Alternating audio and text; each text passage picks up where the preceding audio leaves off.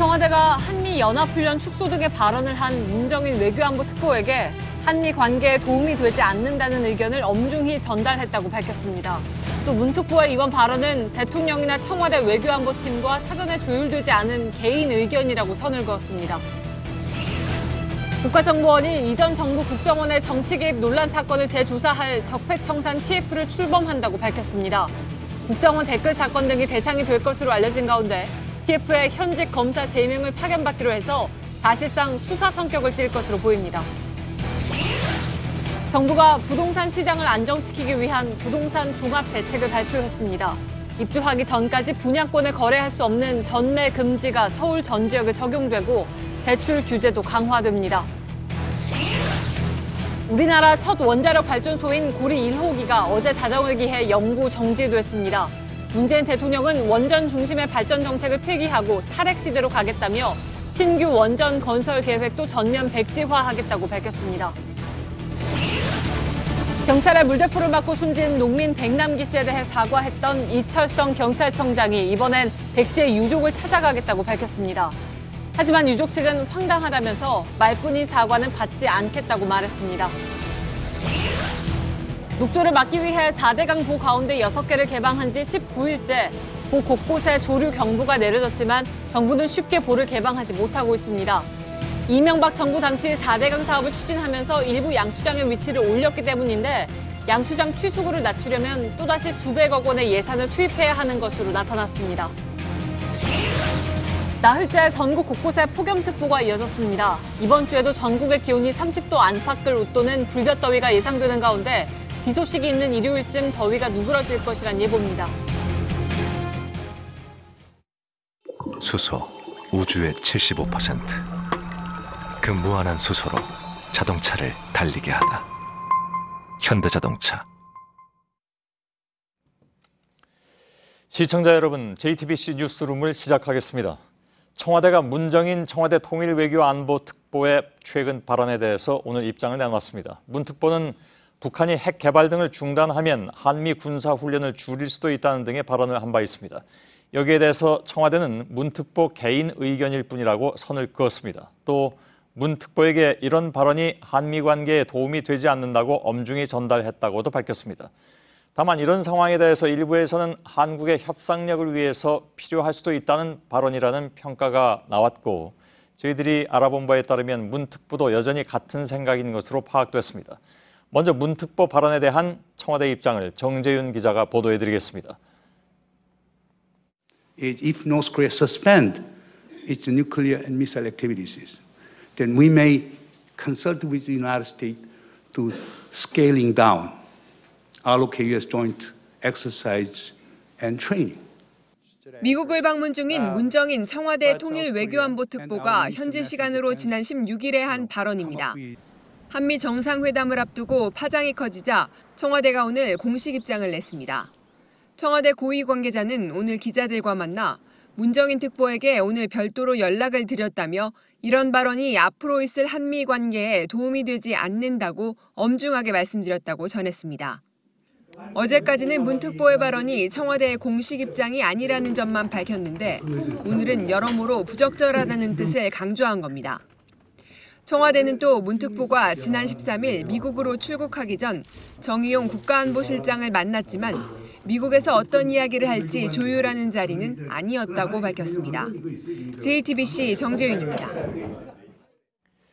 이처럼 청와대는 문정인 특보에게 자제를 통보했지만 문 특보는 본인의 소신에 변함이 없다는 입장입니다. JTBC 취재진이 미국을 방문 중인 문 특보에게 입장을 문의한 결과 문 특보는 개인 의견이라고 전제했지만 협상은 주고받는 것이라고 언급했습니다. 안태훈 기자의 보도입니다.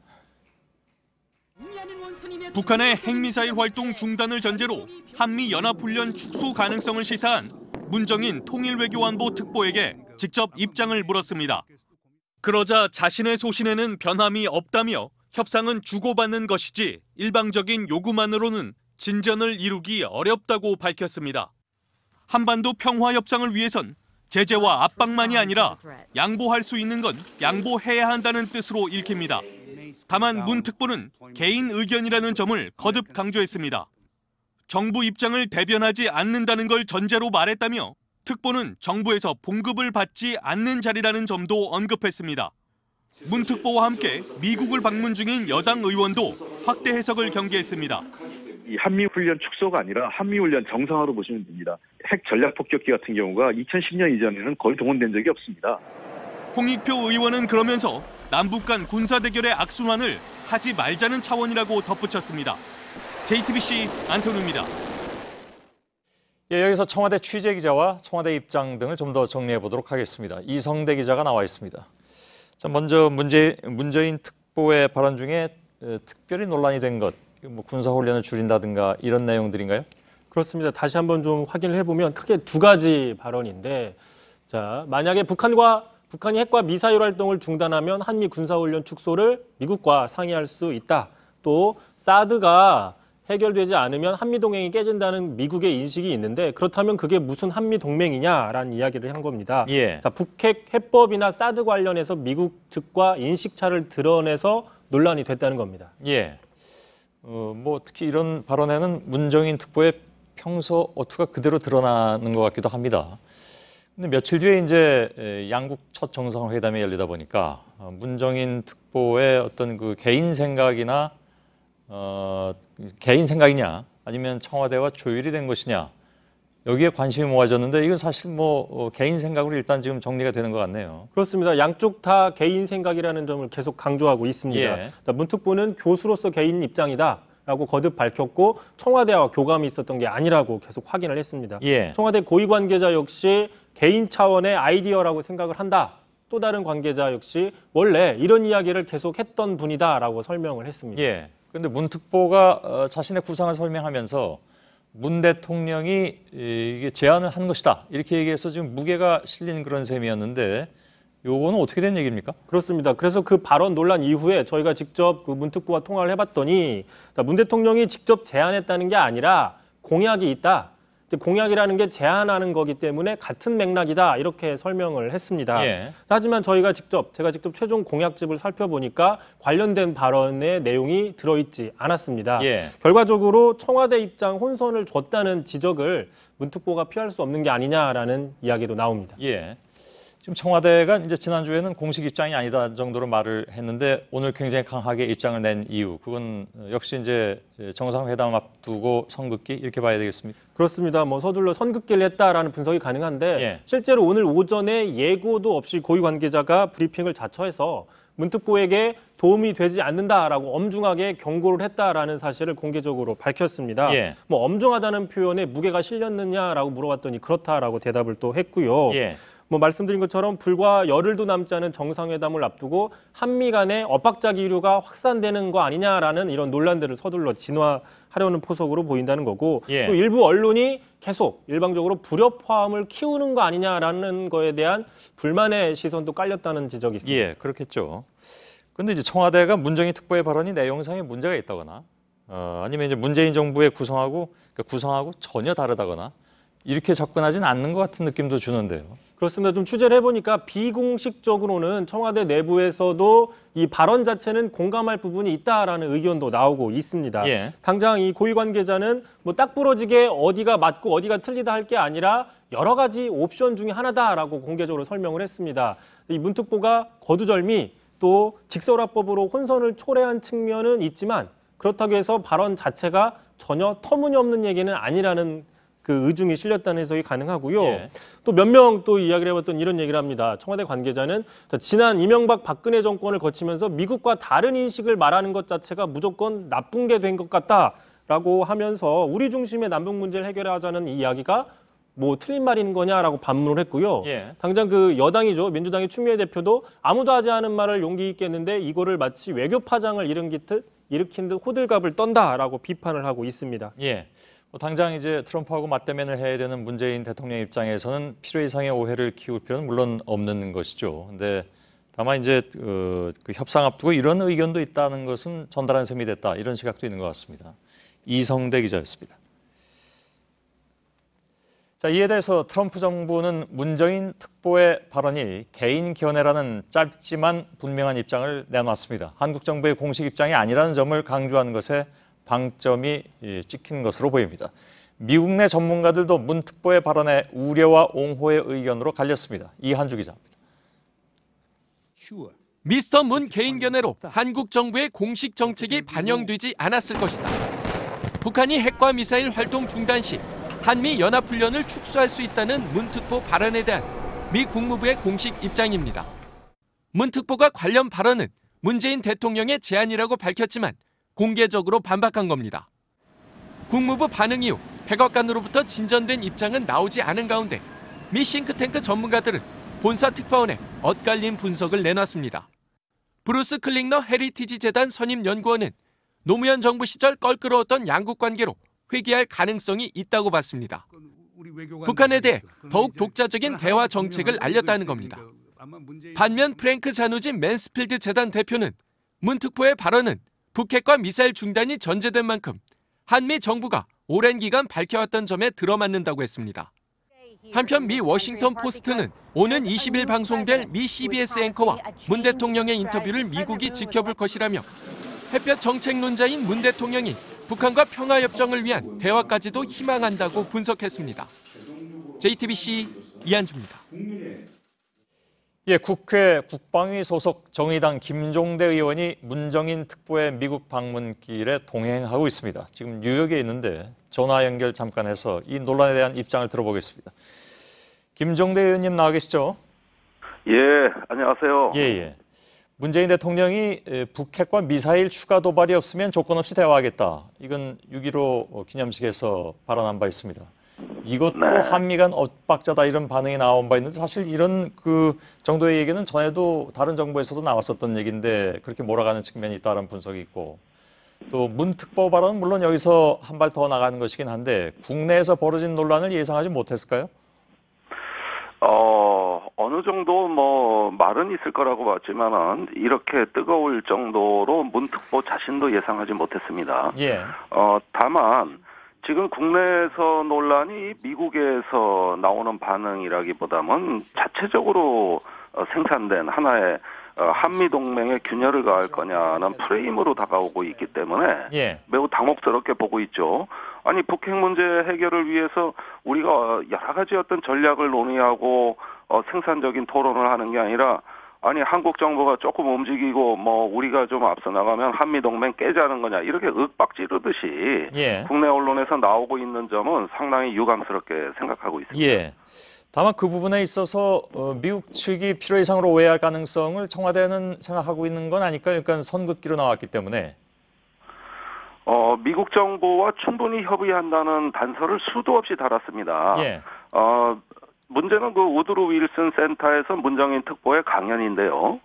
이 강연에서 우선 개인 의견이라는 걸 전제했고 예. 두 번째는 미국 정부와 충분히 협의해서 한미 훈련이라든가 전략자산 한반도 배치의 축소 문제를 논의할 수 있다. 이 정도 얘기거든요. 예. 그렇다면 문 특보가 정부 당국자가 아니기 때문에 개인 의견으로 할 수 있는 충분한 말을 했다고 저희는 보고 있습니다. 예. 지금 북한이 이러한 그 제안에 호응할 가능성도 굉장히 낮게 봤습니다. 문정인 특보 자신이.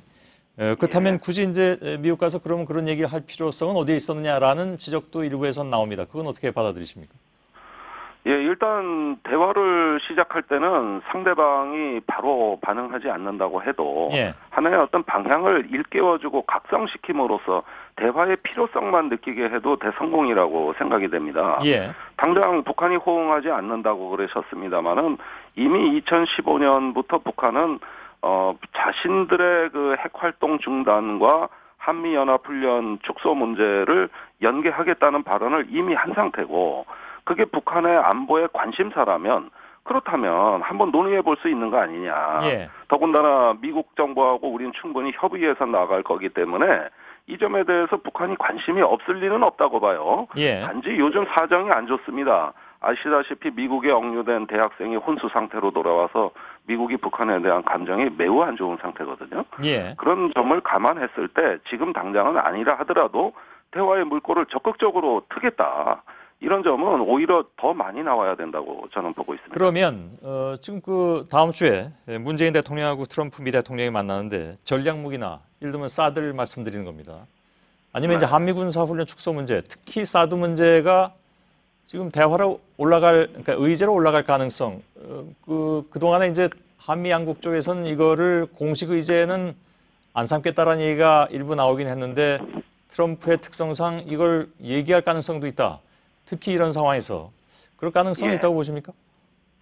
아니, 이 현재의 여론도 트럼프 대통령은 도대체 예상이 안 되기 때문에 언제 어느 때 돌출적으로 무슨 얘기를 꺼낼지 모른다. 사드 문제 같은 경우는 대표적입니다. 근데 이 부분도 제가 여기 와서 놀란 것은 한국에서 사드 문제에 대한 진상조사와 환경 영향 평가를 앞으로 계속 추진함으로써 지연이 될 수 있다. 이런 이야기가 나온 데 대해서 미국이 굉장히 무슨 괘씸죄로 보는 것 같아요. 아니, 사드는 원래 작년에 한미 간에 올해 연말까지 배치하기로 합의된 거기 때문에 그대로만 했으면은 이렇게 역풍이 심하게 불지는 않았을 겁니다. 그런데 무슨 이유에선지 4월에 배치하면서 일종의 과속사고를 낸 거예요. 지금 문재인 정부는 그 사고를 수습하는 중입니다.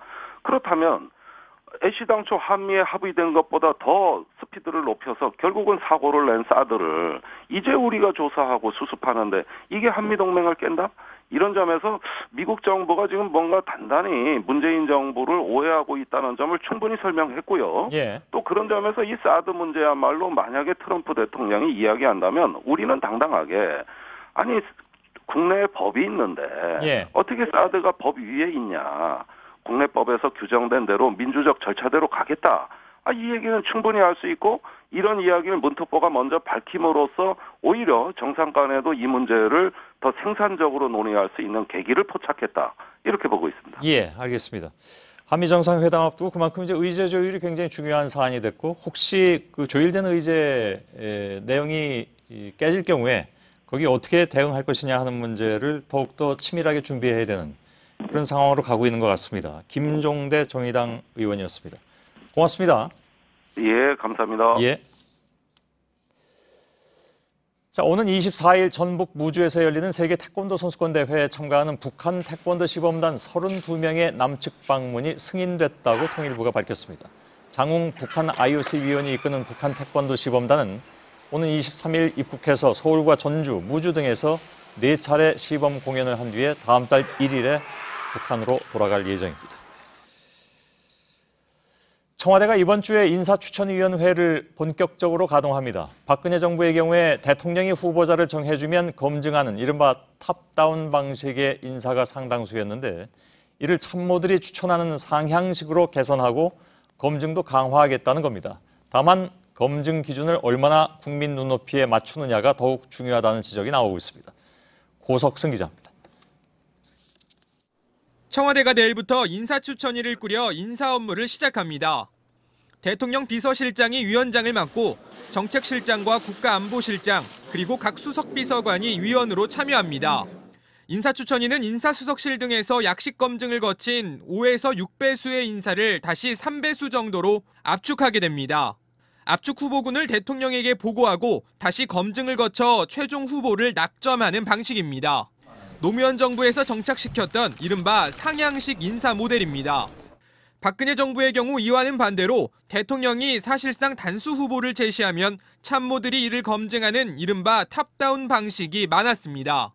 대통령이 사실상 낙점한 후보를 민정수석실이 검증해서 문제가 발견돼도 반대하기가 쉽지 않았던 겁니다. 인사추천위가 출범하면 이전 정부에 비해 인사 과정은 더욱 투명하고 검증도 강화됩니다. 하지만 인사추천위 가동이 인사검증 개선으로 곧바로 이어질지는 두고 봐야 한다는 지적이 많습니다. 국민 눈높이에 맞는 기준 마련과 경험 많은 검증 전문 인력 확보가 관건으로 보입니다. JTBC 고석승입니다. 문재인 대통령의 강경화 외교부 장관 임명 후폭풍으로 국회는 오늘 파행됐습니다. 야당은 전면전에 나서겠다고 예고한 상황입니다. 예정됐던 상임위원회 일정도 자유한국당과 바른정당의 보이콧으로 줄줄이 취소됐고 추가 경정 예산 논의도 사실상 중단됐습니다. 이희정 기자입니다. 오늘 오전 열릴 예정이던 장관 후보자 인사청문을 위한 상임위원회 전체 회의 모습입니다. 시작 시간이 지났는데도 회의장 좌석이 모두 텅 비었습니다. 강경화 외교부 장관 임명 여파로 국토교통위, 교육문화위, 환경노동위 등 5개 상임위원회가 모두 파행으로 이어진 겁니다. 자유한국당은 항의 표시로 당분간 냉각기가 필요하다며 상임위 활동에 응하지 않기로 결정했습니다. 가장 먼저 보이콧 의견을 낸 바른정당도 한국당과 보조를 맞춰 모든 상임위 불참을 예고했습니다. 국민의당도 문 대통령의 입장 표명이 없으면 의사일정에 협조할 수 없다고 뜻을 모았습니다. 여야 4당 원내대표는 정세균 국회의장 주재로 만났지만 신경전은 계속됐습니다. 민주당과 국민의당, 바른정당은 추경 심사 착수에 동의했지만 자유한국당은 심사 거부 입장을 거듭 밝혔습니다. 물리적인 일정을 감안하면 추경안 처리도 사실상 6월 국회에선 힘들 것이란 전망이 나오고 있습니다. JTBC 이희정입니다. 야권 3당은 이에 더해서 조국 청와대 민정수석의 국회 출석을 요구하고 나섰습니다. 청와대와 여당은 인사 문제와 관련해서 민정수석을 국회에 나오라고 하는 것은 정치 공세라면서 반대 입장을 명확히 했습니다. 김혜미 기자입니다. 야3당은 조국 청와대 민정수석이 내일 국회 운영위에 나와야 한다고 압박했습니다. 인사 검증 문제를 추궁하겠다는 입장입니다. 문재인 대통령 본인이 노무현 대통령 시절 민정수석으로 재직하고 있을 당시 국회 운영위원회에 출석을 해서 답변했던 전례가 있습니다. 지금까지 청와대 민정수석이 국회 운영위에 출석한 건 총 5차례입니다. 김대중 정부 시절 신광옥 당시 민정수석이 한 차례, 노무현 정부 때 민정수석을 지낸 문재인 대통령과 민주당 전해철 의원이 각 2차례 참석했습니다. 민정수석의 국회 출석 문제를 둘러싼 갈등은 이전 정부에서도 있었습니다. 지난해 국정감사 때 최순실 국정농단 사건과 관련해 여야 합의로 증인으로 채택된 우병우 전 민정수석은 전례가 없다는 이유로 출석하지 않았습니다. 때문에 취임 직후 일부 인사 논란으로 민정수석을 국회로 부르는 건 정치 공세라는 게 민주당의 입장입니다. 우병우에 대해서는 한마디 말도 못했던 자유한국당에서 그런 말씀을 하시니 민망하기까지 합니다. 청와대 핵심 관계자도 인사 검증과 관련해 민정수석이 국회 출석을 요구받은 적도 출석을 한 적도 없다며 반대 입장을 분명히 했습니다. 여당의 불참에도 불구하고 야당은 내일 회의를 열고 조 수석의 출석 요구건을 의결할 예정입니다. JTBC 김혜미입니다. 국가정보원은 앞으로 국내 정치 정보 수집은 일절하지 않겠다고 선언한 바 있죠. 오늘은 한 발 더 나아가서 이전 정부에서 있었던 부적절한 정치 개입 의혹 사건을 조사하겠다고 밝혔습니다.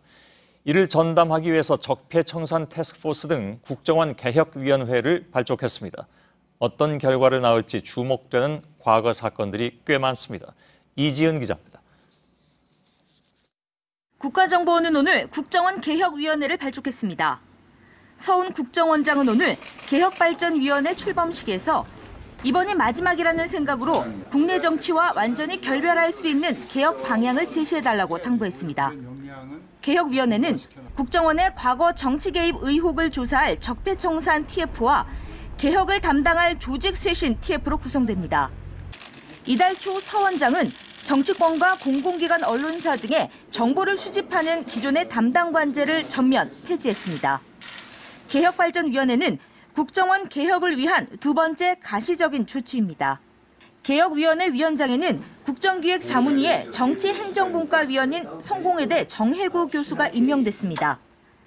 위원장을 포함해 민간 전문가 8명과 국정원 전현직 직원 5명이 함께 하기로 했습니다. 적폐청산 TF 조사 대상으로는 국정원 댓글 사건과 불법 감청 의혹, 그리고 NLL 대화록 공개 사건 등이 거론됩니다. 조직쇄신 TF는 정치 개입 근절과 해외 북한 정보 역량 강화 방안을 마련할 계획입니다. JTBC 이지은입니다. 정치부의 서복현 기자와 한 걸음 더 들어가 보겠습니다. 지난 정부 시절에 저희 JTBC는 국정원 댓글 사건, 해킹 의혹 사건 등등 국정원 관련 의혹 사건을 집중 취재해서 장기간에 걸쳐 보도해드린 바가 있습니다. 과연 뒤늦게라도 그런 사건의 진실들이 다 밝혀질 수 있을까 주목됩니다.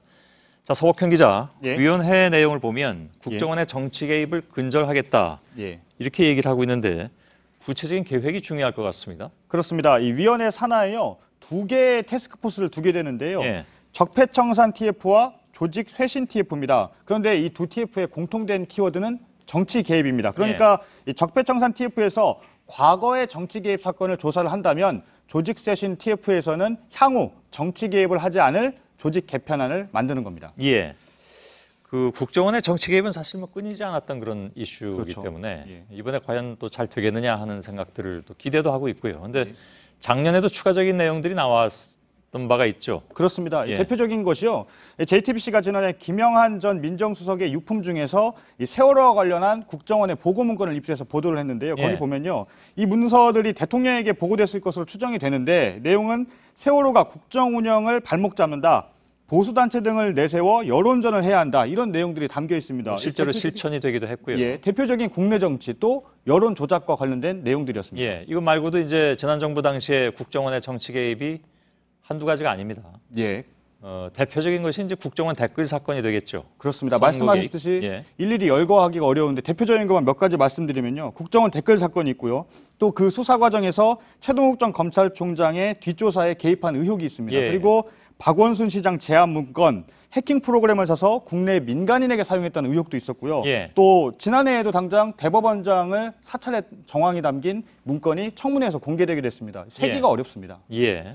그중에 상당 부분은 아무튼 저희들이 좀 장기간 집중 취재해서 보도해드린 바가 있는데 예. 그만큼 많았다는 것은 어떻게 보면 특정 개인의 문제가 아니라 조직 차원의 문제다. 이렇게 해석이 가능한 거 아니겠습니까? 예, 예를 하나 들어보면요. 국정원 댓글 사건이 터졌을 때 초기에 국정원은 개인의 일탈이다. 이런 식으로 해명을 했었는데요. 그런데 당시 JTBC 취재 결과 이 해당 여직원의 변호사 비용을 국정원이 7452 부대라는 이름으로 대납한 사실이 드러났습니다. 그러니까 조직적인 비호 또는 지원이 있었다는 얘기가 되는 거고요. 물론 원세훈 국정원장이 댓글 작업을 지시했다. 이런 것이 검찰 조사 결과 나타났습니다. 예. 7452 부대, 좀 오랜만에 들어보는 부대 이름입니다. 이게 사실 3년이 넘은 얘기인데. 그렇죠. 예, 예.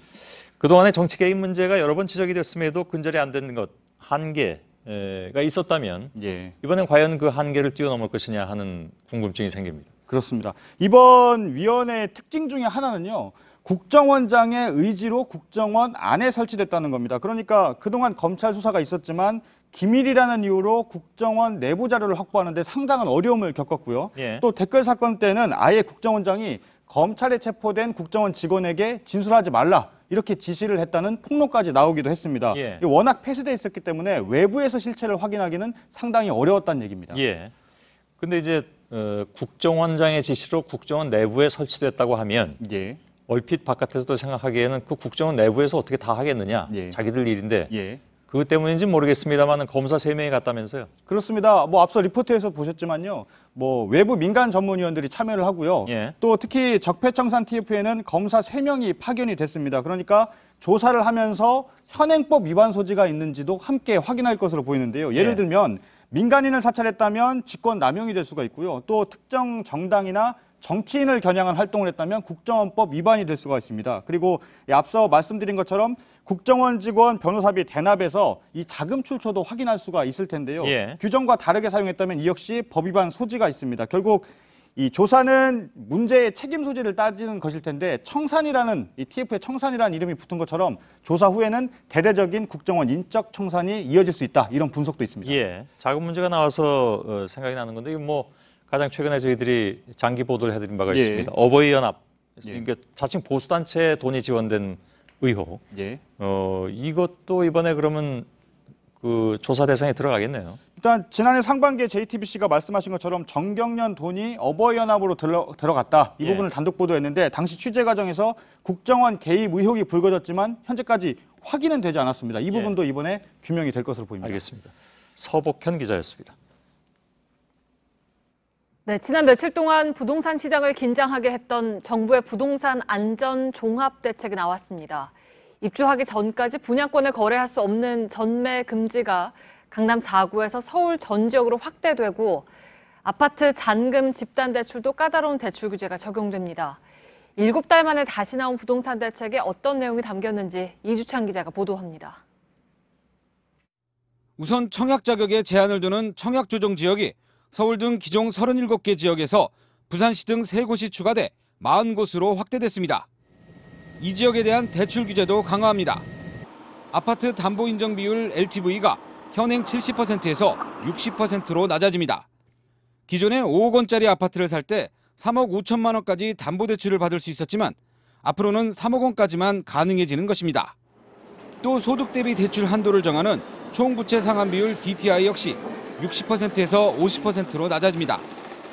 특히 그간 규제가 없었던 아파트 잔금 집단 대출에도 DTI 50% 적용 제약이 새로 생겨 잔금 대출을 받기가 한층 어려워질 전망입니다. 민간 택지 전매 제한 역시 서울 전체로 확대됩니다. 지금까진 서울 강남과 서초, 송파와 강동 등 강남 4구와 공공택지를 제외한 나머지 21개구는 전매 제한이 1년 6개월이었습니다. 오늘부터는 서울 전 지역의 공공택지와 민간택지 모두 입주할 때까지 분양권을 거래할 수 없습니다. 재건축 규제도 강화돼 조합원당 재건축 주택 공급이 최대 3주택에서 원칙적으로 1주택으로 제한됩니다. 다만 주택 실수요자를 보호하는 차원에서 부부 합산 연소득이 6천만 원 이하이면서 5억 원 이하 주택을 구입하는 무주택 가구는 LTV와 DTI를 현행 수준으로 유지하기로 했습니다. 이 같은 대출 규제 강화 방안은 다음 달 3일부터 적용합니다. JTBC 이주찬입니다. 네, 이렇게 정부가 칼을 꺼내들자 시장은 일단 숨을 죽였습니다. 그런데 정작 대표적인 부동산 과열 지역인 강남에서는 영향이 크지 않을 것이란 얘기가 벌써 나오고 있습니다. 전다빈 기자가 정부 대책 발표 직후 부동산 현장에 다녀왔습니다. 투자자들의 문의가 뚝 끊긴 강남 지역의 부동산들은 이렇게 일제히 문을 닫았습니다. 지난주부터 시행된 정부 합동단속과 오늘 발표된 새 부동산 대책의 영향 때문입니다. 어차피 장사 안 되는데 있어 뭐야. 한 3천 떨어졌다고 보면 되네. 올스터네 올스터. 하지만 강남 지역의 경우 지난해 11월 시행한 부동산 규제에서 크게 달라지지 않았다는 지적도 나옵니다. 일시적이지 전체적인 그 대비 봤을 때는 큰 의미가 없다. 여기 그 일반 아파트에 대한 규제가 이미 돼 있잖아요. 부동산 임대소득 과세 강화나 보유세 인상 등의 강력한 방안들이 빠졌다는 겁니다. 대책 사각지대인 수도권 신도시로 투기가 몰릴 것이란 우려도 나옵니다. 다른 데 살 수밖에 없고 돈이 있으니. 돈 가치가 그만큼 있고 전세만 하고 돈이 또 되고. 전문가들은 시장 반응을 보고 정부가 추가 대책을 내놓을 것이라고 보고 있습니다. JTBC 전다빈입니다. 네, 문재인 정부의 첫 부동산 대책은 신규 분양 그리고 재건축 아파트 시장 과열을 잡기 위한 이른바 핀셋 규제로 평가됩니다. 두 곳 모두 시중에 유동자금이 몰리는 부동산이죠. 다만 일각에서는 부동산 과열을 막기에는 좀 미흡한 것 아니냐는 지적도 나오고 있는데요. 왜 그런지 이태경 기자와 분석을 해보죠. 이태경 기자, 이번 대책에 여러 방안이 이제 나왔는데 네. 핵심을 뭐라고 볼 수가 있겠습니까? 네, 한마디로 투기 수요를 억제하고 실수요자 중심으로 시장을 재편하겠다는 겁니다. 네. 대표적인 게 신규 분양 아파트의 집단 대출에 소득 심사 제도인 총부채 상환 비율 DTI를 적용하기로 한 겁니다. 지금까지 새 아파트 입주 예정자들이 단체로 받는 집단 대출에는 DTI를 적용하지 않아서 시장 과열과 가계부채 급증의 원인으로 지목됐습니다. 네. 하지만 앞으로는 소득이 부족할 경우 대출금으로 신규 분양을 받는 건 어려워집니다. 강남 4구에만 적용하던 분양권 전매 금지를 서울 전역으로 확대한 조치도 같은 차원이라 할 수 있습니다. 네, 그러니까 지금까지 이제 수많은 부동산 대책이 나왔었잖아요. 그러니까 이전 부동산 대책들하고 좀 비교를 하면 어떻습니까? 규제 강화의 무게감이 상당하다고 할 수 있습니다. 네. 박근혜 정부가 풀었던 LTV DTI 규제를 새 정부에선 다시 강화했고요. 신규 분양 재건축 규제도 다시 고삐를 바짝 조였습니다.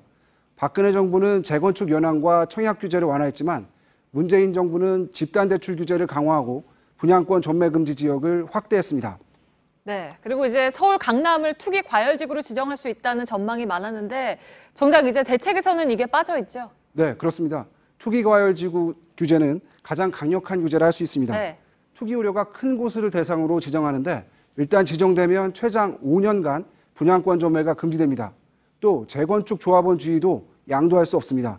투기 과열지구는 2002년에 처음 도입해서 집값 급등을 막는 데 큰 역할을 했지만 이후 순차적으로 해제하면서 2012년부터는 지정된 곳이 하나도 없습니다.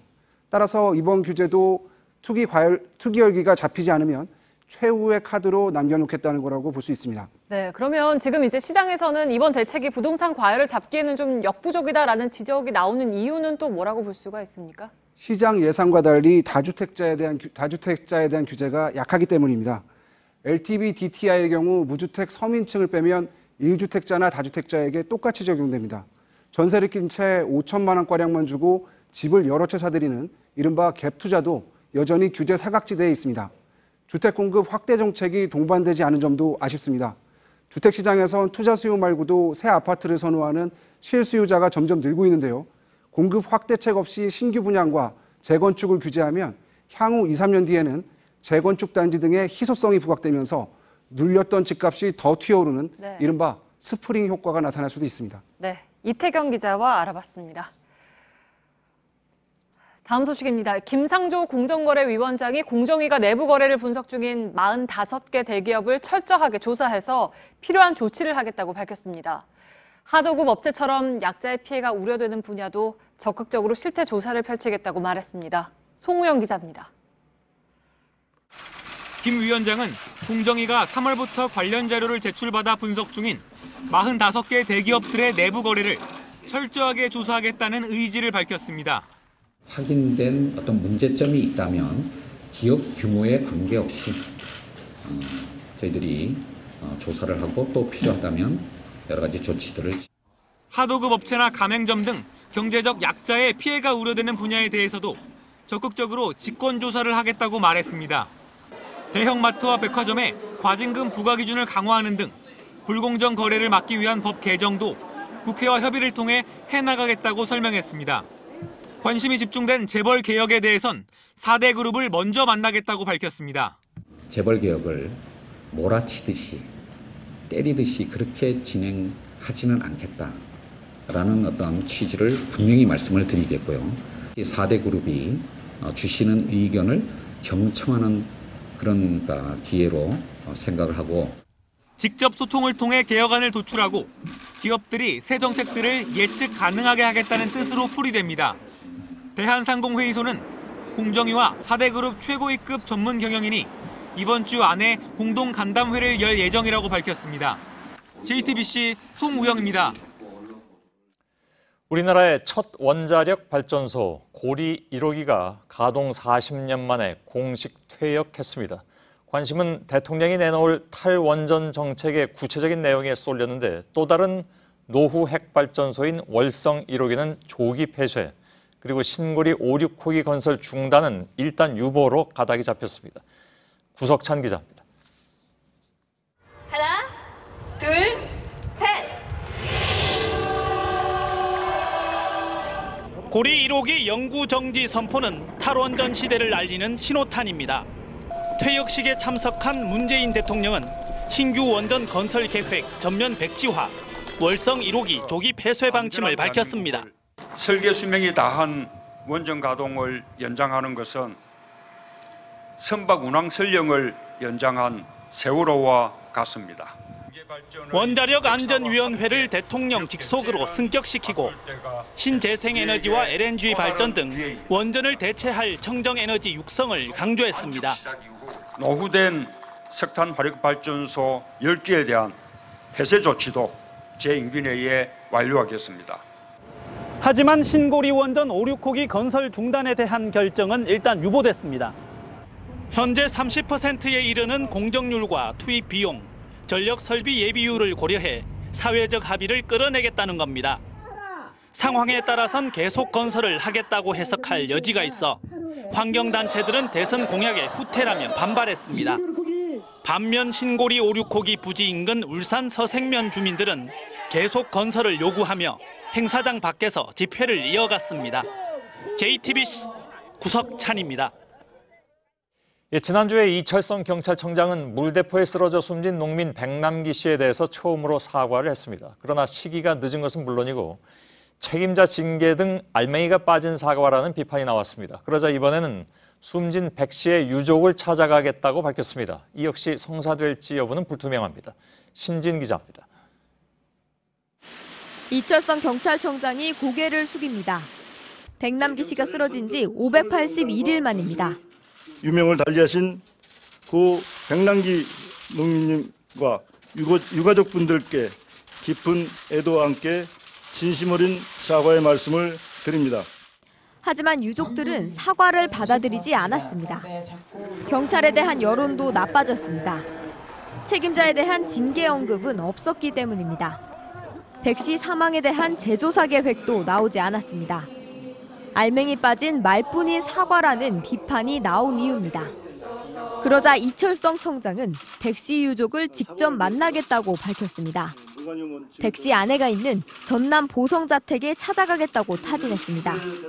하지만 유족은 여전히 말로만 하는 사과로 받아들이고 있습니다.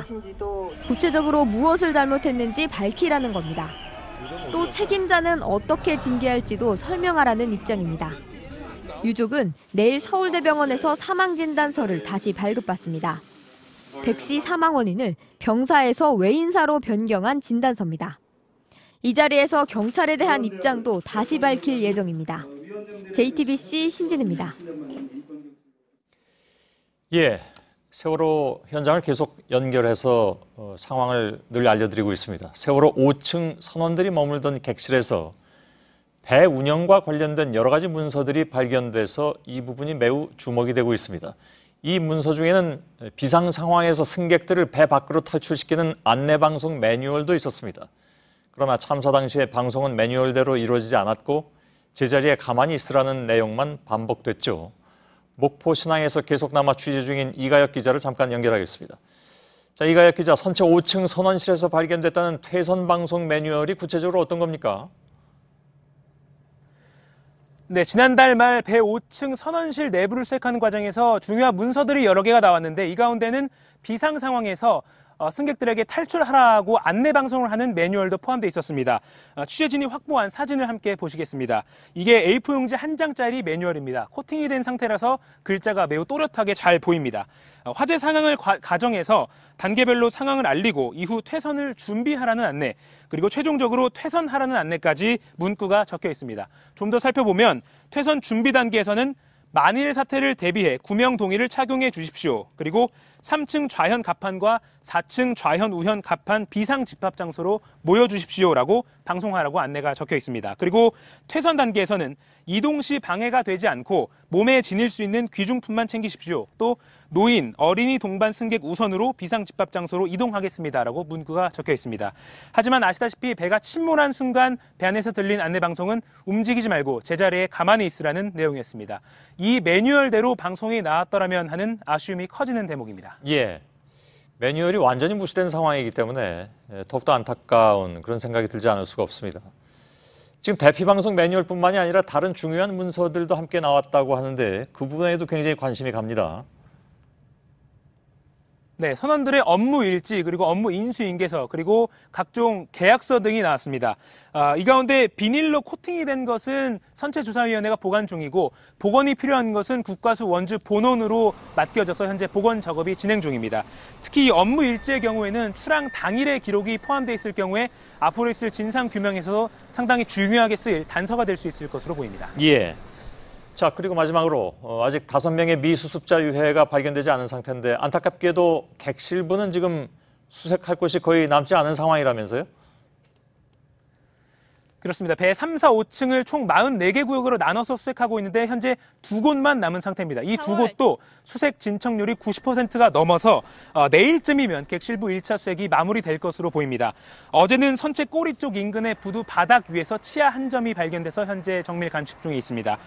미수습자 가족들은 배가 물 위로 올라오고 이후에 4명의 미수습자 유해가 나온 것이 처음에는 믿기 힘든 일이었던 것처럼 앞으로 있을 화물칸 수색 과정에서도 나머지 5명의 유해가 모두 찾아지는 게 불가능한 것은 아닐 것이라면서 희망의 끈을 마지막까지 놓지 않고 있습니다. 예, 목포신항의 이가혁 기자였습니다. 오늘 전국에서 판사 100명이 한자리에 모여서 대법원의 사법행정권 남용 논란을 거침없이 논의했습니다. 자유롭게 토론하려고 서로 호칭도 판사로 통일했다고 하는데 판사들은 판사 블랙리스트 작성 등 관련 의혹을 직접 추가 조사한다는데 뜻을 모았습니다. 특히 추가 조사 진행을 방해하는 자에 대해서는 즉각 직무에서 배제할 것을 양승태 대법원장에게 요구하기도 했습니다. 임지수 기자입니다. 2009년 4월 신영철 전 대법관이 서울중앙지법원장 시절 촛불 시위 재판에 개입했다는 의혹과 관련해 전국 법관회의가 열렸습니다. 이후 8년여 만에 판사 100명이 다시 한자리에 모였습니다. 지난 3월 대법원 법원행정처가 법원 내 학술단체인 국제인권법연구회의 사법개혁 관련 학술대회에 외압을 행사했다는 의혹이 발단이 됐습니다.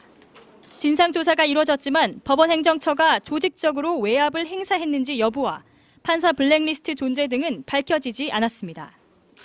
판사들은 오늘 회의에서 선출된 대표 판사들이 직접 법원행정처의 외압 의혹을 추가 조사하기로 결의했습니다. 외압 지시자로 지목된 임종헌 전 법원행정처 차장 등이 사용했던 컴퓨터와 저장 매체 보전도 요구했습니다. 특히 법관회의가 구성한 소위원회에 조사 권한을 위임할 것을 양승태 대법원장에게 요구했습니다. 대표 판사들은 다음 달 다시 모여 전국 법관 대표회의 상설화 등 사법개혁 관련 논의를 이어갈 방침입니다. 한편 검찰은 이와 관련해 시민단체가 양승태 대법원장 등을 고발한 사건을 수사팀에 배당하고 수사에 착수했습니다. JTBC 임지수입니다. 김경재 한국자유총연맹 회장이 노무현 전 대통령을 명예훼손한 혐의로 재판에 넘겨졌습니다. 김 회장은 작년 11월 이후에 2번의 친박 집회에서 노무현 정부가 삼성에게서 8천억 원을 거뒀다고 주장한 바 있습니다. 이 소식은 백종훈 기자입니다. 지난해 11월 국정농단 범죄 혐의가 연이어 드러날 때였습니다. 시민들의 촛불 집회가 본격화했습니다. 박사모 등 박근혜 전 대통령 지지자들도 집회를 열었습니다. 김경재 한국자유총연맹 회장은 지난해 11월 19일 집회에서 고 노무현 전 대통령도 삼성그룹에서 8천억 원을 거뒀다고 말한 뒤 올해 2월에도 같은 주장을 되풀이했습니다. 노무현 대통령 때도 삼성에서 돈을 8천억을 거두어 가지고 뭘 했다 하는 얘기인데 그것은 팩트예요. 지난 2006년 삼성이 8천억 원의 사회기금을 내놓은 적은 있습니다. 하지만 이는 자발적인 사회 헌납으로 삼성 꿈 장학재단이 운용해 정부와 관계가 없었습니다. 노 전 대통령의 아들 건호 씨와 이해찬 의원 등이 김경재 회장을 명예훼손으로 고소했고 지난달 18일 김 회장은 검찰 조사를 받았습니다. 검찰 역시 관련 자료와 조사를 통해 확인한 결과 김 총재의 발언을 허위로 판단했습니다. 이에 따라 검찰은 김 회장을 노 전 대통령과 이해찬 의원 등에 대한 명예훼손 혐의로 재판에 넘겼습니다. JTBC 백종훈입니다. 한여름 더위가 이어지고 있습니다. 폭염과 함께 올라가는 오존 농도도 문제인데요. 이 비 소식이 있는 일요일은 돼야 상황이 좀 나아질 것 같습니다. 유한울 기자입니다. 양산 아니면 들고 있던 가방이나 손으로 가려야 그나마 길을 걸을 수 있습니다. 급하게 양산을 사는 시민들도 있습니다. 볼일보러 나왔는데 햇살이 너무 뜨거워서 그냥 돌아다니면 안 될 것 같더라고요. 따뜻한 남서풍이 계속 불어온 데다가 이렇게 따가운 햇볕이 지면을 달구면서 대구의 한낮 기온은 36.3도까지 올라갔습니다. 폭염경보가 내려진 지역은 오늘 하루에만 영남에서 8곳이 추가됐고 그 밖에 내륙 대부분 지역에도 폭염주의보가 이어지고 있습니다. 이른 더위는 오존과 자외선까지 동반해 시민들을 괴롭히고 있습니다. 오존은 대기 중 질소산화물이 강한 햇빛을 받아 화학작용을 일으켜 생성됩니다. 디젤 자동차나 발전소 등 배출원이 미세먼지와 같고 또 미세먼지만큼이나 호흡기나 눈에 치명적입니다. 특히 마스크로도 막을 수가 없어 오존주의보가 내려지면 야외 활동을 자제하는 수밖에 없습니다. 올해는 지난해보다 17일이나 이른 4월 30일부터 오존주의보가 내려지기 시작해 벌써 140회 넘게 발령됐습니다. 기상청은 전국적으로 비가 내리는 25일 전까지는 무더위와 오존이 계속 기승을 부릴 것으로 내다봤습니다. JTBC 유한울입니다. 이딴 테러와 런던 임대 아파트 참사, 총리 퇴진론까지 불거진 영국에서 테러가 또 발생했습니다. 기도를 마치고 나오는 이슬람 신도들에게 차량에 돌진해서 1명이 숨지고 10명이 다쳤습니다. 김진일 기자입니다. 거리 여기저기에 사람들이 쓰러져 있습니다. 현지 시각 19일 새벽 0시 20분쯤 런던 북부 핀즈버리 공원에 있는 모스크 앞으로 차량 한 대가 돌진했습니다. Basically drove on the pavement, coming straight towards all the Muslims, and as he's coming to them, he hit all of them. 라마단 기도를 하고 나오던 이슬람 신도 한 명이 그 자리에서 숨지고 최소 10명이 다쳤습니다. 목격자들은 도망치려던 48살의 용의자가 무슬림들을 다 죽이고 싶다고 외쳤다고 전했습니다. Get him out of the car because one of the friends he kicked from the other side and he pushed him from the vehicle and we get him out of the car and he started fighting with us. 영국 경찰은 이번 공격을 테러로 규정했습니다. 올해 들어 영국에서 이슬람 극단주의자들의 테러가 3차례 발생했는데 이번 차량 돌진은 이슬람 신도들을 향한 보복성 테러일 가능성에 무게를 두고 있습니다. 대테러 당국은 단독 범행이라고 발표했지만 현지 언론들은 사건 목격자들이 2명의 용의자를 더 봤다고 진술했다고 보도했습니다. JTBC 김진일입니다. 런던 24층 임대아파트 화재 희생자가 최소 79명으로 또 크게 늘어난 가운데 내부 영상이 공개됐습니다. 벽이 사라질 정도로 처참했습니다. 정부와 구청 당국의 안전 불감증이 화재의 원인으로 지목되면서 영국 언론에서는 영국판 세월호라는 말까지 나오고 있습니다. 김성탁 특파원입니다. 벽조차 녹아내린 침실에는 침대 스프링만 덩그러니 남았습니다. 부엌과 거실, 욕실은 형체를 알아보기 힘듭니다. 실종자 가족들은 안전점검 요구를 거듭 묵살한 정부와 구청 당국을 원망하고 있습니다. 입주자협회는 하나뿐인 비상계단에 물건이 쌓여 있다고 지적했지만 시정되지 않았습니다. 영국 내 가장 부촌에 섬처럼 서 있던 아파트를 단장한다며 값싼 외장재를 사용하는 바람에 불길이 삽시간에 번지는 굴뚝 역할을 하고 말았습니다. 사고 후 메이 총리는 피해 가족을 만나지도 않은 데다 실종자의 현황 파악마저 늦어 사퇴 시위에 직면했습니다. Less estimate 500, 108 hospitals and hostels. Dead confirmed 68 equals 324. Where are they? 이코노미스트는 이번 참사가 2014년 한국의 세월호 참사처럼 늑장 대응을 한 영국 정부를 위기의 소용돌이로 몰아넣고 있다고 보도했습니다. 메이 총리는 뒤늦게 피해 가족에게 700만 원 이상을 지급하겠다며 수습에 나섰습니다. 하지만 메이의 퇴진 요구 시위는 또 열릴 예정이고 무너져버린 정부에 대한 신뢰는 회복되지 않고 있습니다. 런던에서 JTBC 김성탁입니다. 오색 케이블카를 둘러싼 후폭풍이 만만치 않습니다. 문화재청의 불가방침이 지난주 중앙행정심판위원회에서 뒤집어지자 이번에는 문화재 위원들이 잇따라 사퇴했습니다. 감사원은 사업 주체인 양양군에 공무원 3명을 징계하라고 요구했습니다. 윤정식 기자입니다. 지난 15일 밤 문화재청 자문기구인 문화재위원회 위원 2명이 사퇴서를 제출했습니다. 지난해 말 문화재청이 설악산 오색 케이블카 사업 신청을 부결한 것에 대해 중앙행정심판위원회가 잘못됐다며 번복한 직후입니다. 이어 오늘도 다른 한 명의 위원이 사임했습니다. 앞으로 이제 어떤 문화재위원회의 결정을 쉽게 따를 수 있겠느냐 하는 거죠. 행정소송 심판내에서 인공시설을 하겠다라고 했을 적에 막을 수 있는 명분이. 문화재위원회는 국립공원 등 문화재 보호구역 내에서 벌어지는 토지 형질 변경 신청에 대해 심사를 담당합니다. 사퇴한 위원들은 모두 천연기념물 분과 소속으로 앞으로 추가 사퇴 가능성까지 있어 파행 우려가 나옵니다. 한편 감사원은 오색 케이블카 사업을 추진한 강원도 양양군 소속 공무원 3명의 징계를 요구했습니다. 아직 케이블카 건설 허가도 안 나왔는데 설계와 설비 구매 계약까지 체결한 사실이 확인됐기 때문입니다. 사업 허가를 놓고는 정부 내 부처 간 이견, 준비 과정에선 불법 행위로 인한 감사원 징계 요구까지 설악산 오색 케이블카를 둘러싼 잡음이 끊이질 않습니다. JTBC 윤정식입니다. 좁은 곳에서 즐기는 3대3 농구는 흔히 길거리 농구라고 하는데요. 어엿한 올림픽 정식 종목이 됐습니다. 우리 대표팀은 우선 내년 아시안게임 메달을 노립니다. 전영희 기자입니다.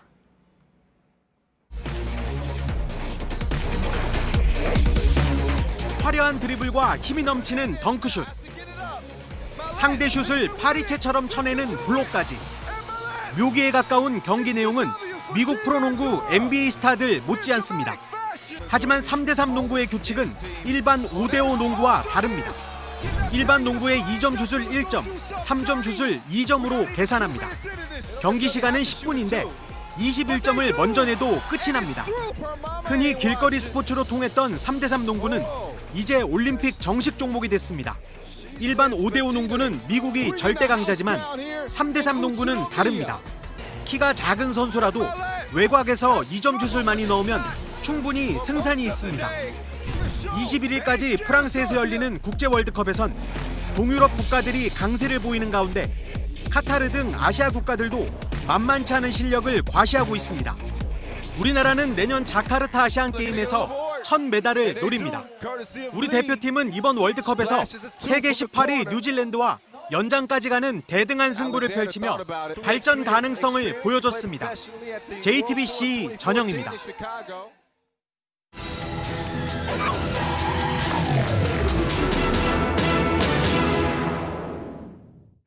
집에서 키우는 개가 바깥에서 사람이나 다른 동물을 공격하는 사고가 종종 있습니다. 그래서 외출할 때 목줄이나 입마개를 하게 하는데 잘 지키지 않는 주인들이 많습니다. 밀착 카메라 손광균 기자입니다. 횡단보도 옆으로 핏자국이 선명합니다.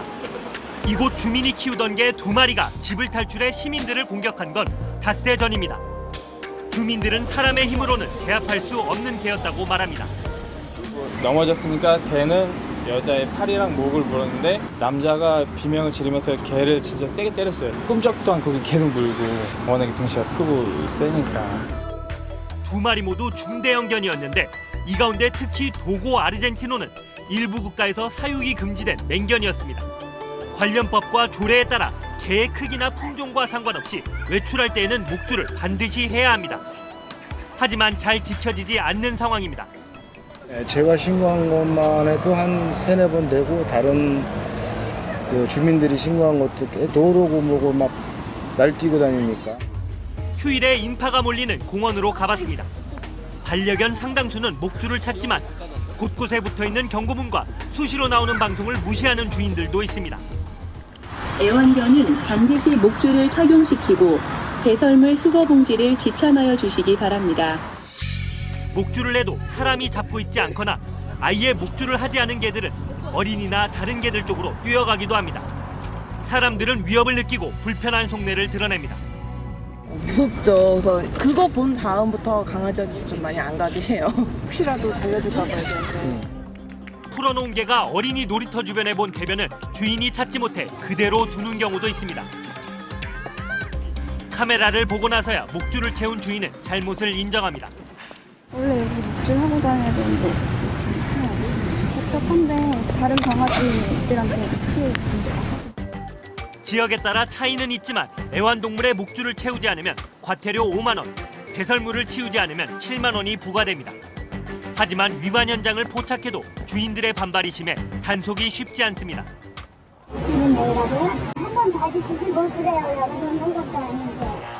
불과 몇 분 전 단속에 걸렸는데도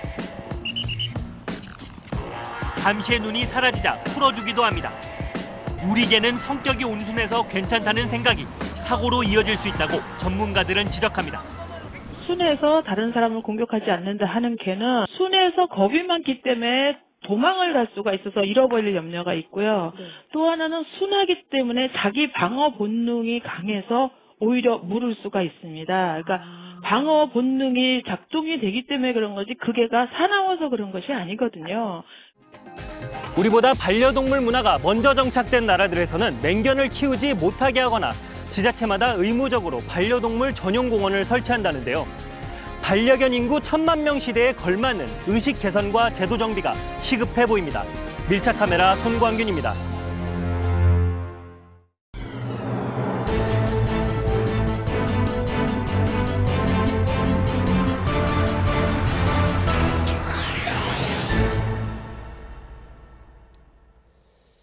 예, 2년 넘게 지속되어 온 코너 오늘은 잠시 휴식기를 갖고 내년 초부터 다시 잘 준비해서 방송해드릴 예정입니다.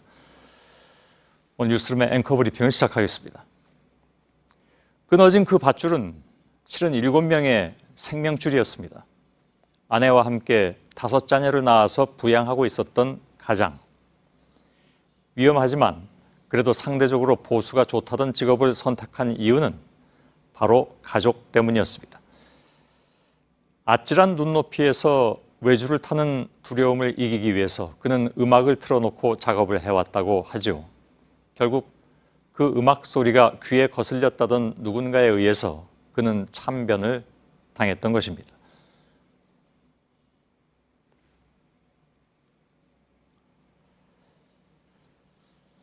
아빠에게 마지막으로 보낸 딸의 편지는 단란했던 한 가족에게 닥친 불행을 고스란히 보여주고 있었습니다. 함부로 가늠할 수도 재단할 수도 없을 타인의 고통. 인간은 타인의 고통을 통해서 역설적이게도 자신의 행복을 확인한다는 말이 있긴 하지만 이 가족에게 닥친 비극은 모든 비극이 그렇듯 그런 따위의 분석에 어떠한 가치도 부여하지 않습니다. 하긴 길고 긴 무감의 시대를 살아온 우리가 겪어내야 했던 폭력과 야만의 시간들이 있었습니다. 세월호 당시에 피자 폭식 투쟁이죠, 이른바. 공감하지 못하는 것은 얼마나 두렵고 또 두려운 것인가를 우리는 두 눈으로 직접 목격했고 그 무감의 시대에 갈증을 느꼈던 이들이기에 사람들은 누군가 조금만 먼저 손을 내밀어도 그저 고개를 끄덕여주기만 해도 감동하면서 눈물을 흘렸던 것인지도 모르겠습니다. 사고가 일어난 경남 양산의 시민들은 남겨진 가족들을 위해서 장터를 열고 모금에 참여하며 상처받은 마음을 보듬고자 했습니다. 생각해보면 우리는 모두 저마다의 밧줄을 잡고 있는 사람들. 타인의 고통은 그래서 타인의 고통일 수가 없었을 것이고 시민들이 함께 단단히 묶어낸 그 마음의 밧줄들은 길고 튼튼하게 이어져서 상처받은 모두를 함께 위로하기를. 약한 것들끼리 울리는 공명은 깊어서 슬프고 슬퍼서 깊다. 어느 시인의 되뇌임처럼 말입니다. 오늘의 앵커 브리핑이었습니다.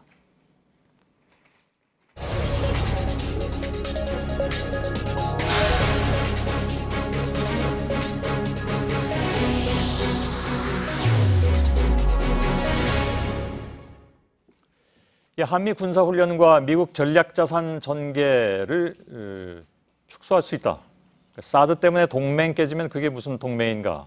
이것은 문정인 통일외교안보특보의 발언이었는데 이걸 놓고 논란이 일고 있다고 전해드린 바가 있습니다. 청와대는 한미 정상회담을 앞두고 이것은 개인 의견이다 이렇게 선을 긋고 나섰습니다만 또 일부에서는 이런 발언도 협상력 강화를 위해서는 필요한 것이 아니냐라는 이견도 또 있긴 합니다. 이성대 기자가 나와 있습니다. 청와대와 문정인 특보 모두 개인 생각을 피력하는 것으로 일단 지금 정리를 했습니다. 그렇습니다. 예. 전해드린 것처럼 문정인 특보는 교수로서의 개인 입장을 말한 거다. 청와대와는 일절 교감이 있었던 게 아니다라고 주장을 했고 예. 청와대 측도 문 특보 개인 차원의 아이디어라고 선을 그었습니다. 다만 문 특보가 대통령의 통일외교안보 특보라는 타이틀을 갖고 있기 때문에 아무리 개인 의견이라도 그 말의 무게감은 나갈 수밖에 없다. 이런 지적은 좀 있습니다. 예, 그래서 이제 청와대는 문 특보에게 이게 도움이 되지 않는다. 이렇게 일종의 이제 그 공개 경고를 했다. 이렇게 전해드린 거죠. 그렇습니다. 어제까지는 청와대 입장은 다르다. 개인 의견이다라고 밝혔지만 오늘은 한 발 더 나아가서 공개적인 경보를 한 겁니다. 예. 더 적극적인 개입을 한 셈인데 정상회담을 불과 열흘 정도 앞두고 한미 간의 엇박자 기류가 불필요하게 커지는 거를 막는 차원이라는 분석입니다. 예, 저희가 이걸 놓고 이제 일부에서 지금 문정인 특보와 함께 미국을 방문 중에 있는 정의당의 김종대 의원 인터뷰를 잠깐 진행한 바도 있는데 예를 들어서 이제 김종대 의원 같은 경우에는 조금 의견을 달리하는 부분도 있습니다. 이런 어떤 뭐랄까요? 비판적인 의견에 대해서는 그건 조금 이따 좀 정리하도록 하고 즉 그것과 연관지어서 정상회담을 앞두고 우리 측 입지를 좀 더 넓힌 측면도 있다 이런 분석도 있지 않습니까? 그렇습니다. 결과론인데요. 의도했든 의도하지 않았든 그런 효과가 있다라는 분석입니다. 예. 실제로 문 특보의 발언 자체는 공감할 부분이 있다는 의견도 나오고 있습니다.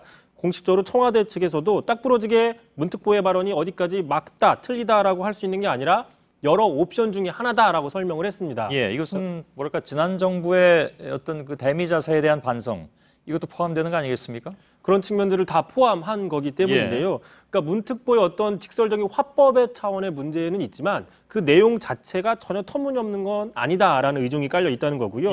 또 다른 관계자 역시 이명박 박근혜 정권을 거치면서 미국과 다른 인식을 말하는 게 무조건 나쁜 것처럼 보이고 있다라는 불만을 드러내기도 했고, 또 다른 청와대 관계자 역시 지금 미국에서는 민주당이든 공화당이든 불문하고 자국의 이익을 위해서 정상회담을 앞두고 이 극대화를 위한 발언들을 하고 있는데 왜 우리는 스스로 발을 묶고 있는 건지 이해할 수 없다 이런 얘기도 하고 있습니다. 예, 아까 말씀드린 이제 그 정의당의 김종대 의원도 상대방을 각성시켜서 대화의 필요성을 느끼게 해주는 것도 그건 좋은 것이다. 그러니까 그것만 해도 성공이다 이렇게 평가하기도 했습니다.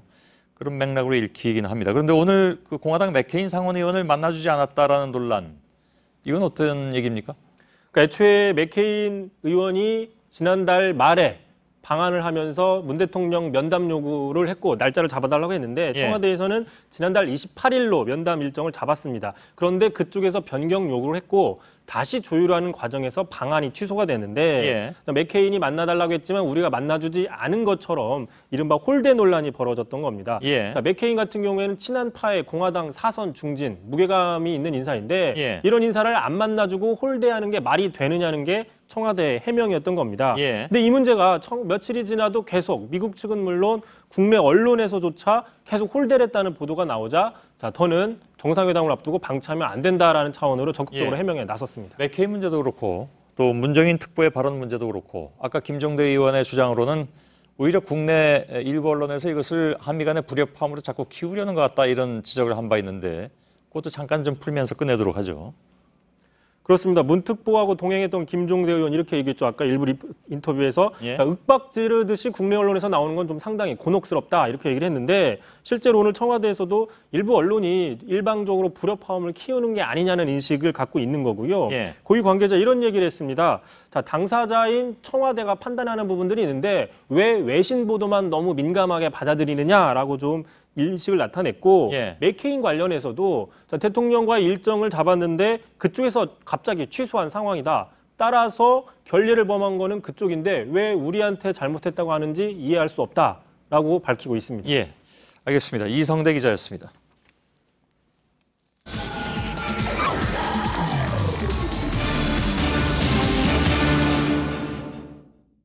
예, 정부가 녹조를 막겠다면서 4대강 일부 보의 수문을 개방한 지 19일째입니다. 그러나 낙동강에는 조류 경보가 내려졌고 강의 수위를 더 낮춰야 한다는 목소리가 커지고 있습니다. 정부는 수위를 더 내릴 경우에 양수장 취수구보다 낮아져서 주변 농지에 물을 대는 것이 어렵다면서 난색을 표하고 있습니다. 자, 그런데 4대강 사업 추진 과정에서 양수장 취수구 상당수가 이전보다 높아진 것으로 확인됐습니다. 그렇다면 왜 이런 일이 벌어졌는지 먼저 이호진 기자입니다.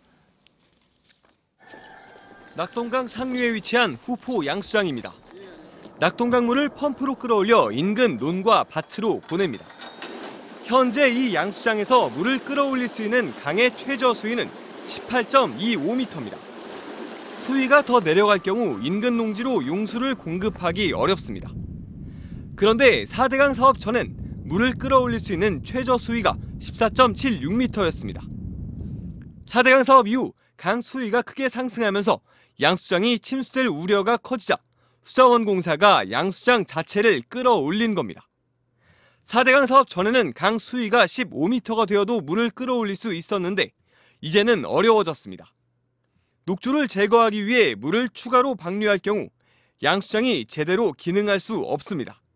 4대강 사업을 하면서 이처럼 양수장 펌프나 취수구를 높인 곳은 수문을 개방한 6개 보 양수장 48곳 중 18곳에 달합니다. 이번 개방에서 수위를 많이 내리지 못하는 이유는 결과적으로 가뭄 때문이 아니고 양수장의 취수구 위치 때문이라고 다시 한번 말씀을 드리겠습니다. 이명박 정부가 4대강 사업 당시 녹조 발생을 우려하면서도 대책 없이 양수장 높이를 올렸다는 지적도 제기됩니다. 2013년 감사원이 확보한 정부 내부 문건에 따르면 녹조 우려로 환경부에서 대책을 수립 중이라고 돼 있습니다. 준비 없이 충분한 고려가 되지 않은 상태에서 일을 진행하다가 보니까 결국 완성해놓고 얼마 되지 않아서 녹조, 환경 피해.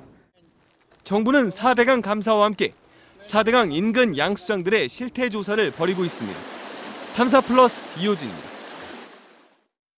예, 이렇게 양수장 문제가 불거지면서 현재 농어촌공사는 4대강 주변 양수장들에 대해서 전수조사를 벌이고 있습니다. 보호의 수위를 더 낮출 여지가 있는지 이걸 점검한다고 하는데 이렇게 조사해서 다시 양수장들의 위치를 조정할 경우에 약 600억 원의 예산을 또 투입해야만 합니다. 박진규 기자입니다. 낙동강 합천 창녕보 인근입니다. 곳곳에 나타난 녹조로 강물은 시퍼렇게 변했습니다. 최근 수문을 열어 보수위를 1m 낮췄지만 녹조 발생을 막지 못한 겁니다. 합천 창녕보에서 3km가량 떨어진 이방 양수장도 마찬가지입니다. 인근 논과 밭으로 보낼 물을 끌어올리기 위해 설치한 치수관 주변을 녹조가 감싸고 있습니다. 정부 보고서에 따르면 현재 이방 양수장이 물을 끌어올릴 수 있는 강의 최저 수위는 7.3m. 농어촌 공사 자료에 따르면 4대강 공사 이전 5.7m에서 1.6m 높아진 걸로 돼 있습니다. 하지만 정작 양수장을 관리하는 현장 관계자는 양수 가능 수위 7.3m도 실측 결과 정확한 수치가 아니라고 말합니다.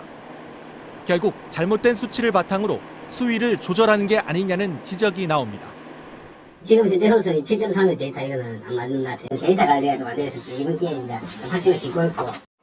환경부와 농어촌공사는 이달 말까지 4대강 주변 총 121개 양수장들을 조사해 양수장 취수구 등을 더 낮추는 방안을 검토할 예정입니다. 이 경우 수자원공사에서 추산한 전국적인 공사 비용만 675억 원입니다. 5년 동안 22조 원이 투입된 4대강 사업. 그 이전으로 돌아가는데도 막대한 예산과 시간 투입이 불가피하다는 지적이 나옵니다. 탐사 플러스 박진규입니다.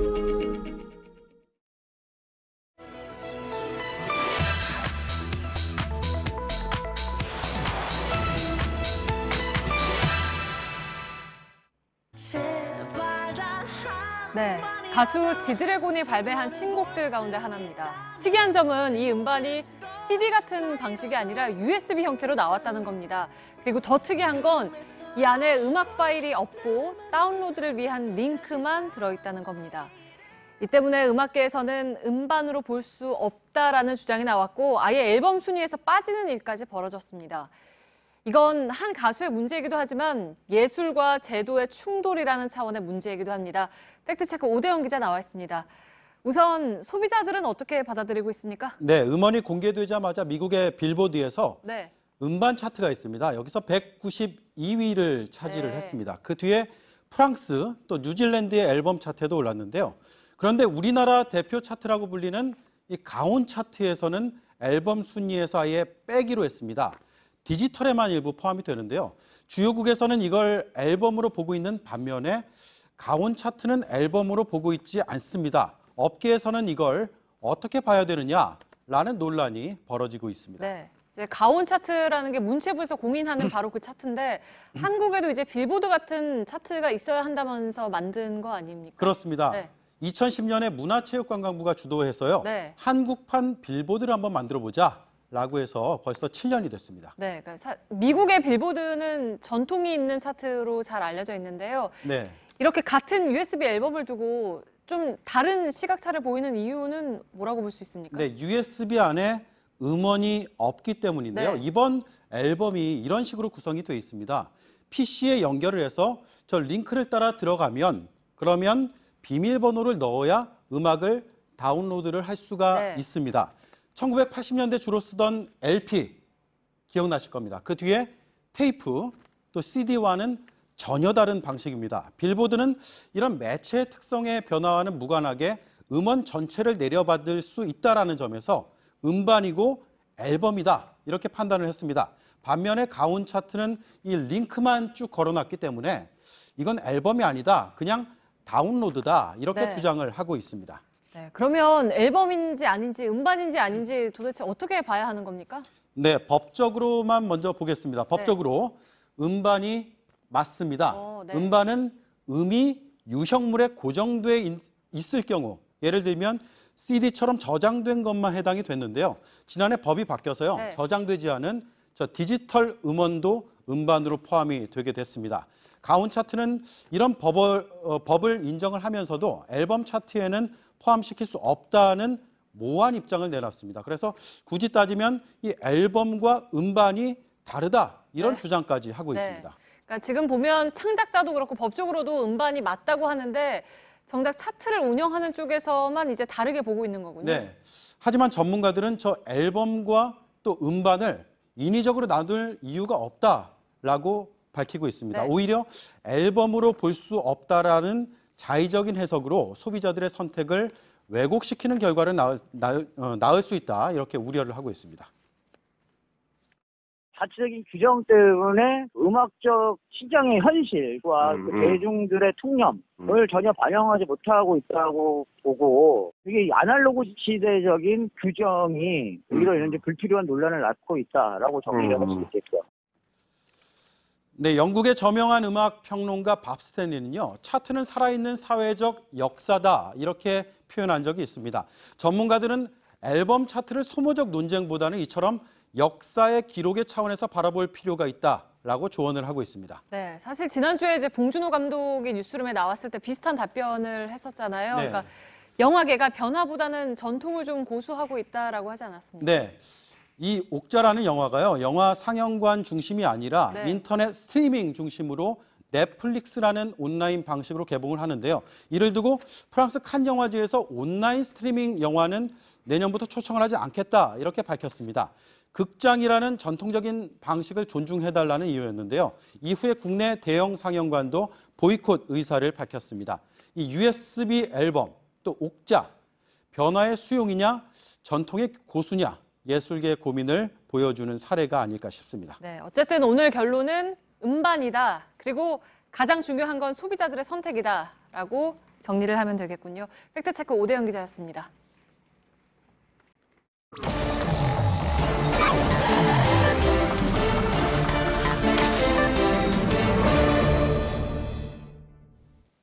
예, 비하인드 뉴스를 시작하겠습니다. 박성태 기자가 나와 있습니다. 어서 오세요. 예. 네, 첫 번째 키워드를 열죠.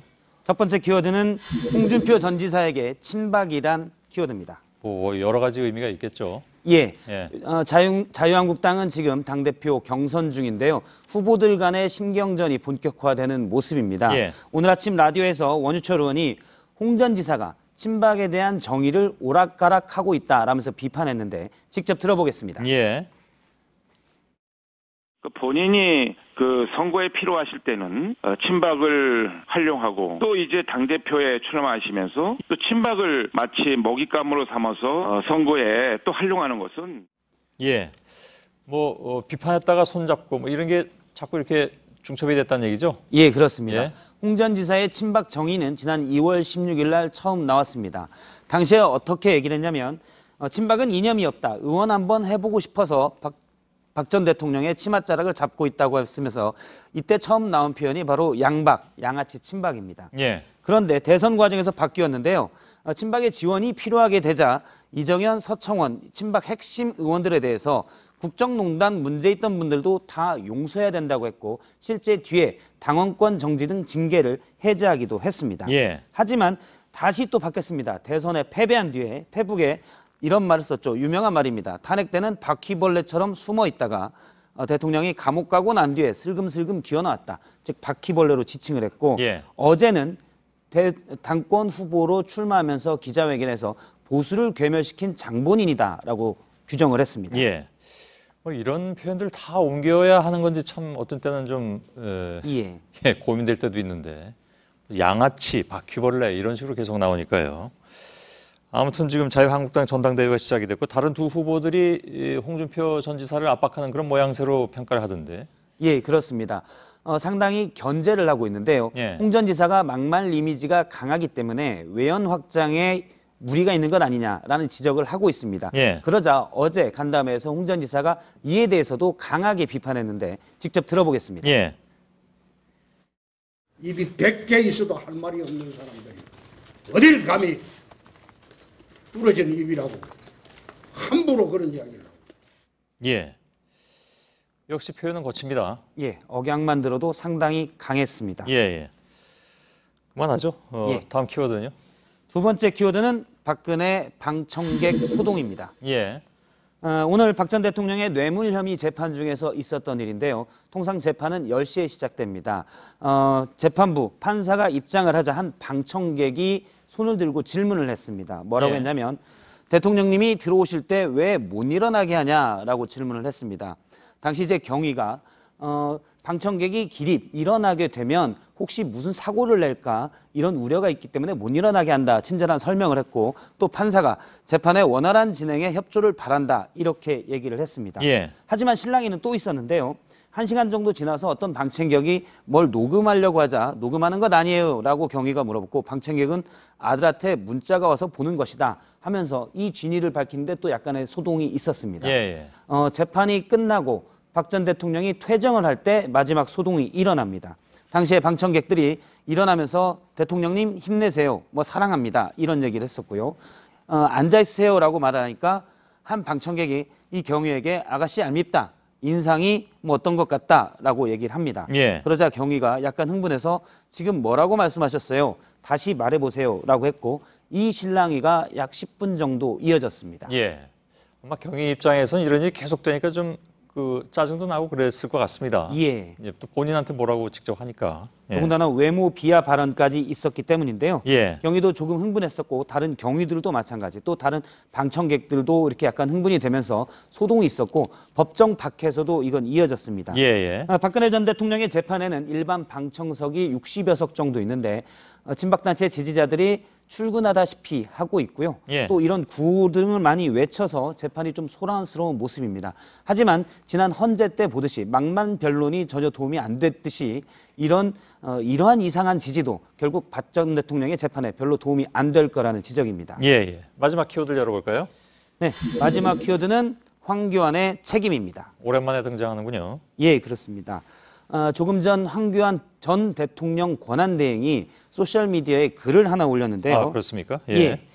정확한 워딩으로 보면 지금 대통령 특보 한 분이 한미 동맹을 훼손할 수 있는 매우 부적절한 발언을 하고 있다. 바로 문정인 외교안보 특보를 지칭하는 거죠.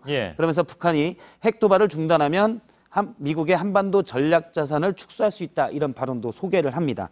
그러면서 황교안 대행은 외교 안보는 상당히 중요하다. 실험이 있을 수 없다라고 얘기를 하고 또 치고 빠지기 같은 걸 하면 안 된다라면서 문정인 특보를 강하게 비판했습니다. 근데 사실 이제 사드 배치 문제, 특히 이제 일종의 급습이었죠. 갑작스러운 배치 이런 거 다 황교안 권한대행 시절 문제 아닌가요? 맞습니다.